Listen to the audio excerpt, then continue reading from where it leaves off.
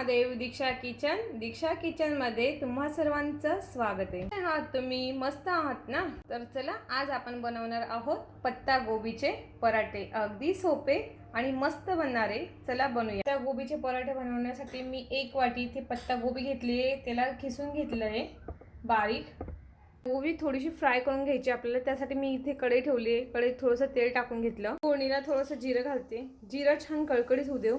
कांदा घेतलाय, बारीक कापून घेतलाय फोडणीला. कांदा छान होऊ देऊ, आपण ब्राऊन करून घेऊ लालसर थोडासा.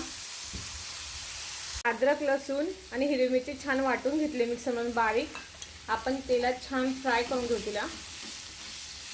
हे बघा, असं खिसलेली पत्ता गोबी ॲड करूया. थोडंसं मीठ घालते, 1 चमचा हळद घालते. छान परतून घेऊ. आपल्याला अगदी 5 मिनिटासाठी ही भाजी परतून घ्यायची आहे पराठे बनवायला. पत्ता गोबीचे पराठे जर कोणाला आवडत नसेल तर असं बनवून बघा, छान लागतात. आपली भाजी छान परतून झाली आहे 5 मिनिटं.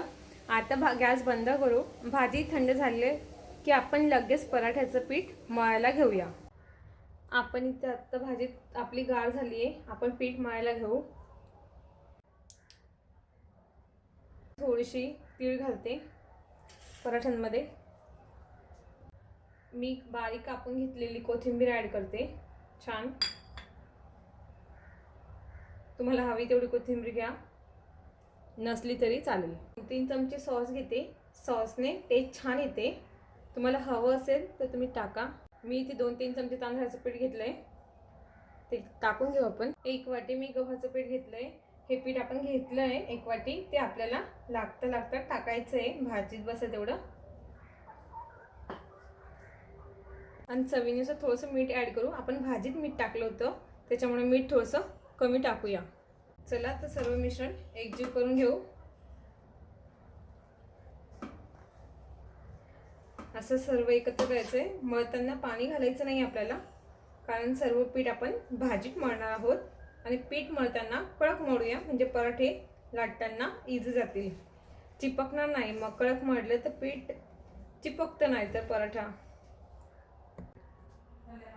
पीठ पण ॲड करते, कारण आपल्याला कडक मळायचं आहे. छान असं मळून घेऊ कडक. हे बघा, सर्व पीठ एकजीव करून घेऊ. म्हणजे आपल्याला पूर्ण वाटीभर पीठ लागलं मला. असं पीठ मळून घेतलं. थोडंसं मी त्याला तेलाचा हात लावते छान, आणि तेलाने थोडीशी मसाज करून घेऊ आपण पिठाची, म्हणजे पराठे एकदम छान होतील. आणि 5 मिनिटासाठी आपण झाकून ठेवू द्यायला. हे बघा, छान झालं. असं मळून घेतलं आपण. आता 5 मिनिटं याला झाकून ठेवूया. आपलं पीठ इथे मुरून झाले. 5 मिनिटं आपण पराठे लाटायला घेऊया आता. आणि मग आपण त्याला लाटून घेऊया. एकदम हळू लाटायचं. अशा पद्धतीने आपण सर्व लाटून घेऊ. आपण हा छान असा लाटून घेतलाय. आता आपण त्याला पॅन ठेवलाय. पॅन छान आपला गरम झालाय. तर अगोदर पराठा टाकण्याच्या अगोदर मग आपण पराठा टाकून घेऊया. पराठा होताना असं छान असं कडेकडेने तेल टाकून घेऊ, म्हणजे आपला सर्व साईडने पराठा हा होईल. पराठा आता पलटून घेऊया. हे बघा किती छान होतोय. परत आपण ह्या साईडने कडेकडेने तेल घालू, म्हणजे खालची साईड आपली पूर्ण होईल. अशा पद्धतीने आपला पराठा हा रेडी झालाय. आता याला आपण काढून घेऊ. आपले पराठे आता तयार झाले. तुम्ही सॉस सोबत किंवा चटणी सोबत खाऊ शकतात. असेच नवनवीन व्हिडिओ बघण्यासाठी तुम्ही सबस्क्राईब करा. थँक्यू.